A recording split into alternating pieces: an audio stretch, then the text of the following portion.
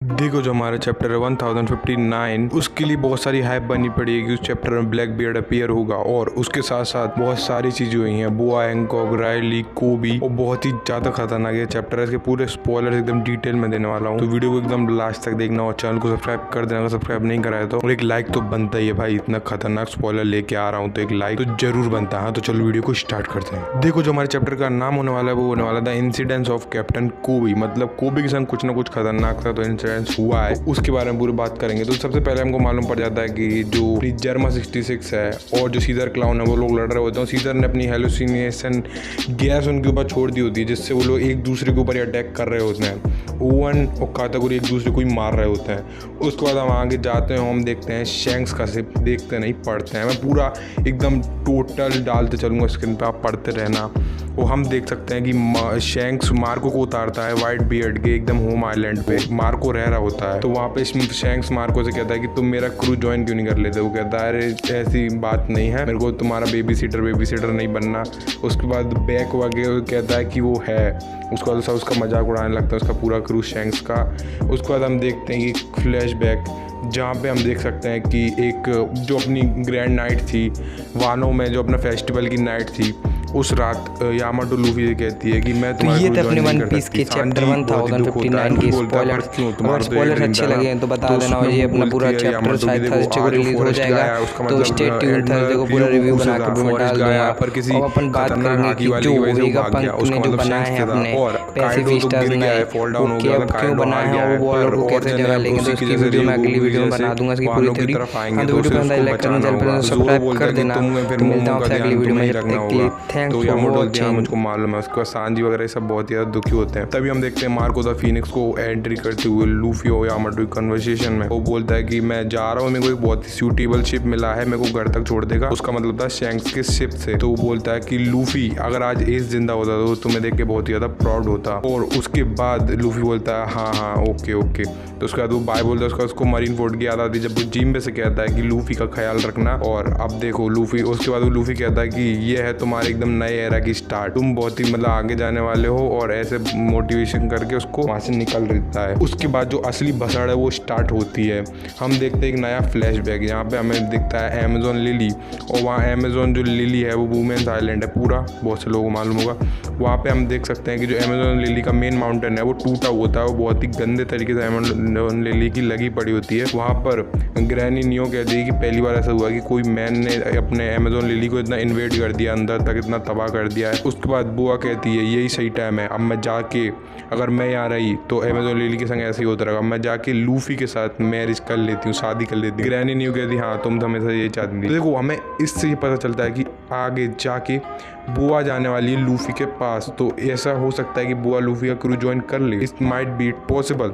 तो उसके बाद हमें बहुत सी चीज़ें देखने को मिलती है। चलो बात करते हैं आगे के बारे में। तो इसके बाद हमें एक नया फ्लैशबैक देखने को मिलता है जब अमेजोन लिली में मरीन इन्वेड कर देती है और उनका जो मेन गेट है उसको तोड़ देती है। उसके बाद कूजा पायरेट का काउंटर अटैक। उसके बाद हमें एक नया पैसिफिस्टा देखने को मिलता है, इसका नाम होता है सेराफिन या एराफिन, जो भी है देख लेना, प्रोनाउंस में कर नहीं पा रहा हूँ। तो उसके बाद हमें पता चलता है कि वो एक रिमोट कंट्रोल्ड वाला है और उसका कैमरे को ओपन करने के लिए बोलता है वाइस एडमिरल यामाकाजी, और वो अटैक करने को बोलता है इन सब से। उसके बाद एडमिरल यामाकाजी अपने पैसिफिस्टा से पूरे में देखता है पर उसको हैंकॉक कहीं नहीं मिलती। उसके बाद हम देखते हैं कि मार्गरेट और स्वीट पी के सामने एक बच्ची आ जाती है जिसके विंग्स होते हैं और उसके पीठ पे फ्लेम्स होती है। वो बोलती है कि हम कोई बच्ची से थोड़ी लड़ेंगे। उसके बाद वो बच्ची अपने हाथों से लेजर शूट करती है जैसे हमको मालूम ही था, और वो कोई नहीं, एक नया पैसिफिस्टा था जो एकदम डॉक्टर वेगापंक ने बनाया है। उसी के बारे में हम बात चलती है आगे। उसके बाद हमें पता चलता है कि टीच मार्शल डी टीच मतलब अपना ब्लैक बियर्ड उस आइलैंड पे आ जाता है, वानों पे नहीं। एकदम शॉकिंग चीज है, वो आ जाता है अमेजोन लिली पे, बोलता है कि बोआ हैंकॉक की पावर किसी और हाथों में नहीं पड़नी चाहिए। और वो उसके संग आती है कैटरीना और वास्को। तभी कैटरीना बोलती है कि बोआ हैंकॉक बहुत ही प्रिटी है और बहुत ही सुंदर है, तो उसकी गर्दन वो अपने काट के अपने ट्रेजर में रखेगी और उसको हमेशा अपने संग ही रखेगी। और वास्को बोलता है कि ये सबसे बेस्ट होगा कि अपन बोआ हैंकॉक को अपने संग अलाइव लेके चले। और टीच बोलता है कैटरीना कि तुम्हें जो भी करना है करना, बस उसकी पावर मेरी होने वाली है। उसके बाद हम देखते हैं मरीन को बोलते हुए एडमिरल यामाकाजी से कि हमें ऑर्डर दीजिए हम जिससे टीच पे हमला कर सकें। पर वहीं एडमिरल यामाकाजी, वाइस एडमिरल यामाकाजी बोलता है कि मेरे को हेडक्वार्टर की परमिशन लेनी पड़ी, रुको। उससे पहले ही टीच अपने गुरु नोमी फ्रूट की पावर से मरीन पर अटैक कर देता है। उसके बाद एंट्री होती है कोबी को। कोबी बोआ से मतलब कोबी टीज करता है बोआ को और बोलता है बोआ सा, हैंकॉक सा, अगर आप अभी हमारे संग चुपचाप चल लोगी और हमें भी ये वायलेंस पसंद नहीं है, अगर आप हमारे संग चुपचाप चलोगी तो हम यहाँ से तुरंत निकलने का वादा करते हैं। तभी वहाँ पे बोआ हैंकॉक की दोनों सिस्टर मैरी गोल्ड एंड सैंडो सोनिया कहती हैं कि तुम यहाँ से दूर रहो, हम मरीन को संभाल लेंगे। पर बोआ बैटल में आ जाती है। बोआ कहती है हाउ रिडिकुलस, मैं किसी के भी सामने अपना सर नहीं झुकाऊंगी, दोनों साइड के सामने। तभी हम देखते हैं कि ब्लैक बियर्ड के सबऑर्डिनेट होते हैं, वो बोलते हैं कि ये एक बच्चा आ गया है जो उनको बहुत ही खतरनाक तरीके से मतलब मार रहा है। और तभी हम वहाँ पे एक लेजर का धमाका देखते हैं या पढ़ सकते हैं। उसके बाद टीच वहाँ पे आता है, वो बोलता है नो वे, मतलब सफेद बाल, ब्राउन स्किन और काले विंग्स, ये नहीं हो सकता। तभी हमें को देखने को मिलता है कि जो वो अपना एक नया पैसिफिस्टा है, वो बच्चे वाला, उसके पीठ पे फ्लेम्स है और वो एकदम मीहॉक जैसी लग रही थी और मीहॉक की जितनी ही बड़ी एक स्वॉर्ड वो कैरी कर रही थी। उसके बाद ऐसा लगता है वो मीहॉक की बच्ची हो, पर उसके बाद वो एक हिट करती है और टीच उसको डॉच करता है। वो हिट से, उसके शॉर्ट के हिट से एक पूरा का पूरा माउंटेन बीच में से काट देती है, वो जो है main mountain of Amazon lily. उसके बाद जैसी वो अगला अटैक करती है और टीच अपने आकी कोटेड आर्म से उसको रोक देता है। उसके बाद हमें पता पड़ता है टीच अपने जो फ्रूट की पावर होती है उससे पूरा जो ब्लैक होल की पावर से पूरा आसपास की चीज़ों को अब्जॉर्ब कर लेता है। उसके बाद हमें पता चलता है कि टीच बोलता है कि पैसिफिस्टा शिट। उसके बाद हमें वहाँ पे देखने को मिलता है कि जो बोआ हैंकॉक है वो अपने स्लेव है तो सबको पत्थर का बना चुकी होती है। हेल मेपो, एडमिरल यामाकाजी और कैटरीना, इन सब को भी बना चुकी होती है। तभी जैसे वो अपना परफ्यूम स्प्रे वो छोड़ने वाली होती है, तभी पीछे से उसका किसी ने गला पकड़ लिया होता है। उसके बाद हमें पता पड़ता है कि उसका गला किसी और ने नहीं, ब्लैक बियर्ड नहीं पकड़ा था। उसके बाद ब्लैक बियर्ड से वो बोलती है कि ये अपने गंदे हाथों को मेरे से दूर रखो। उसके बाद हमें पता चल जाता है कि बोआ हैंकॉक की बाउंड्री क्या होने वाली है। तो बोआ हैंकॉक की अपनी बाउंड्री होने वाली है 1.659 बिलियन बेरीज। तभी टीच बोलता है कि तुमको बोआ हैंकॉक द प्रिंसेस ऐसी नहीं कहते, तुमने मेरे इडियट्स मतलब कैटरीना और वास्को और उसके सारे जितने सबऑर्डिनेट हैं सबको पत्थर का बना दिया। उसके बाद हमें टीच की बाउंड्री भी होती है जो होती है 3.996 बिलियन बेरीज। उसके बाद टीच बोलता है कि मैं तुम्हारी पावर के लिए बहुत ही इंतजार कर रहा, अब ये पावर मेरी होगी। पर अभी बोआ हैंकॉक बोलती है कि ये पावर मेरी ब्यूटी से बंधी है, अगर ये मेरे को मार के तुमने फ्रूट भी ले लिया उसके बावजूद भी कोई भी पत्थर से एकदम आदमी नहीं बनने वाला, क्योंकि वो मेरो नोमी फ्रूट की पावर से उसी से अभी तक एग्जिट करती है। अगर कोई अगला यूजर भी उसको इस्तेमाल करेगा तो वो उसको वापस इंसान नहीं बना पाएगा जो पत्थर के बने। उसके बाद कोबी बोलता है कि इसको मारना मत। तभी ब्लैक बियर्ड बोलता है कि ये सिचुएशन कहीं नहीं जाने वाली। तभी उससे कोबी से बोलता है हीरो को भी इसलिए बोलता है क्योंकि एक कांड हुआ था मतलब टाइम स्किप में 2 साल के, जब एक वो पोर्ट है जहाँ पे अभी वो राज करता है ब्लैक बियर्ड, बोलते हैं Rocky port I think so.